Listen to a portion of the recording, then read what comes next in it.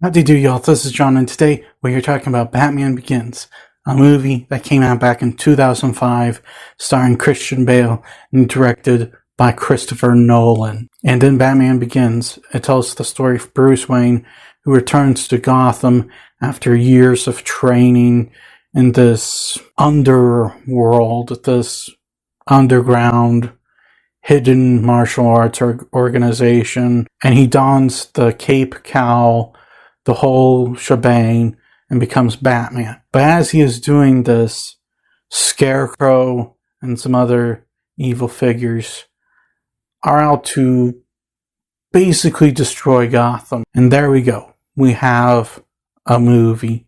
We have arguably one of the most influential superhero films of the 2000s. Now, getting into it first and foremost, Batman Begins in the beginning of the overall Dark Knight trilogy and celebrating its 20th anniversary this month, and I've decided to celebrate it and commemorate it by reviewing the entire trilogy. So yes, you are finally getting my thoughts on the Dark Knight trilogy.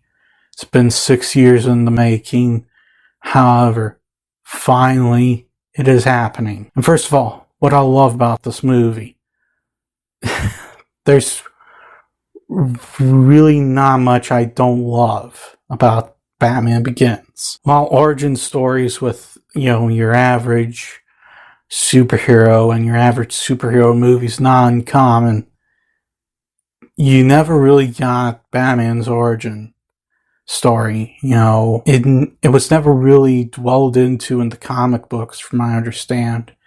And up until this point, you never saw it in the movies. And Tim Burton's Batman, he's been Batman for a while. You don't get his origin story, and even that. With this movie, Christopher Nolan decided to finally give him an origin story. Him joining the League of Shadows, him being trained by Ra's al Ghul, all that kind of stuff, and then going against them when he finds out, hey, these guys are not that nice. So yeah, it's finally, nice to see someone dwell into the origins of Batman. Kind of had to make it up because, again, comics never dwelled into it, but it's nice to see that. And also the characters, both the characters from the comic books and the characters specifically created for the movie, you love them all. Bruce Wayne / Batman, you really, get the sense that he is a different personality based on what he, his environment. Something touched upon in other movies, but not explored to the extent that Christopher Nolan explores in this film. There's the Bruce Wayne when he's out in public, partying, being a playboy, that kind of stuff. Then there's the Bruce Wayne when he's in a private environment, when he's allowed to just be himself, and he's a completely different person. And then you have Batman, the figure that criminals fear. These are different personas. And on top of that, Christian Bale portrays this character to perfection. He is my personal favorite, Batman actor. I love what he does with Batman in this film and throughout the entire trilogy as well. Again, my personal favorite Batman, Christian Bale. You also have, characters that were also specifically created for this movie as well, like Rachel Dawes, Bruce Wayne's best friend, who is, now a member of the law. She's very intelligent, very, inquisitive, investigative. She asks questions that nobody else will ask.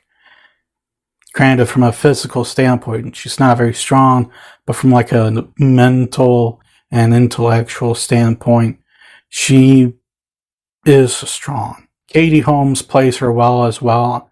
She's not my favorite performance in the film. I will say that. But, she doesn't do a bad job. Now, from a visual standpoint, this movie is definitely great looking. The cinematography is legendary. There are some downright terrific shots in this film. I'm not gonna lie. Special effects, not made for 4K. However, definitely not bad for the time. At least with the CGI. The miniatures, though, look incredible. I'm not going to lie. The traditional miniatures and models, they look incredible. Like, why don't they do this more often? Just use CGI for when it absolutely needs to be used.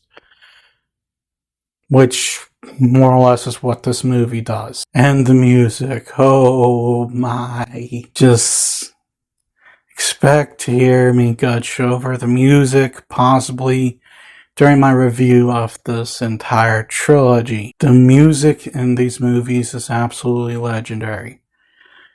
It was a collaboration between Hans Zimmer and James Newton Howard, both terrific composers, by the way. And, it was interesting to see these two collaborate in this film, because they both have different styles.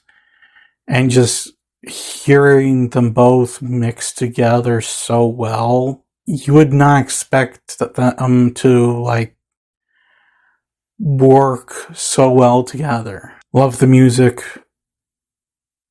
It's amazing. So guys, at the end of the day, Batman Begins, great start to just this groundbreaking trilogy that came out when I was growing up. I absolutely love this movie. I roughly remember when it came out when I was 7. And I know I watched it then. I think it might have scared me a little bit, which is why I didn't watch it again for several years. It may not be my favorite superhero film of all time, but it is just an absolute masterpiece in terms of,